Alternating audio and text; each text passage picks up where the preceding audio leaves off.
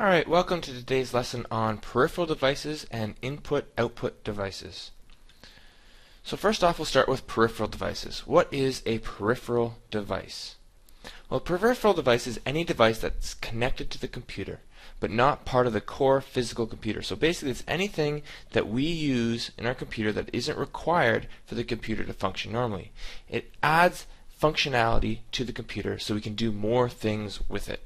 And there are a number of examples of peripheral devices we could have. Monitors, keyboards, mice, speakers, printers, scanners, the list goes on and on and on.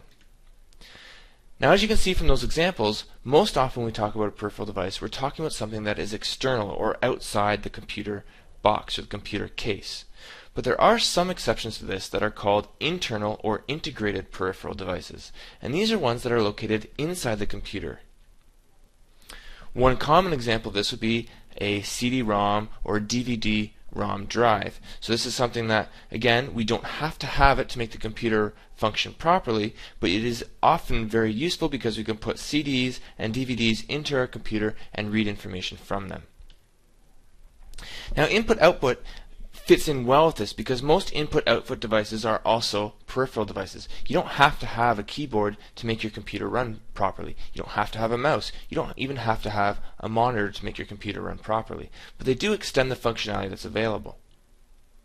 So an input device is basically anything that we're going to use to provide data to the computer from a user. And there are many examples of this. The most common would be the keyboard and mouse, but many of us also have scanners or webcams or a microphone, etc. An output device is also a peripheral device, and this is one that's used to get information from the computer and relay it back to the user. So again, there are many examples of this. It could be a monitor, could be speakers, headphones, printers, or keyboards. And for those of you that were paying attention, you may notice that a keyboard actually appeared on both input and output, because a keyboard is actually both types of devices depending on the keyboard you're using. How's that so? Well, if you give input, for example, I press the numlock key, I may get some feedback back from the computer to my computer. So I might have the numlock light up, telling me that I've turned numlock either on or off. This is an example of both using input to tell the computer to turn on numlock, and output where the computer tells me that numlock is currently on.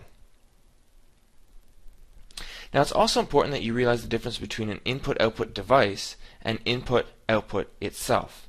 So an input device is not the same as actual input. Similarly, an output device is not the same as actual output. To look at this, we can take a look at the input-output devices being the tools we are using to give the information to the computer. So the actual keyboard itself, the mouse itself, the monitor itself. The input and output are the data or the piece of information that is being sent back and forth between the user and the computer. So we can take a look at an example. If I was going to try and type in a text file, the input device would be the keyboard. The input would be the actual words that I'm typing into the computer, okay, the actual message that I'm writing. The output device would be a monitor, which shows me the information coming back, and the output itself is the text or the words appearing in my Word document or Notepad document. Okay, that's it for today. I hope you learned something. We'll see you in class tomorrow, where we'll discuss what we've learned.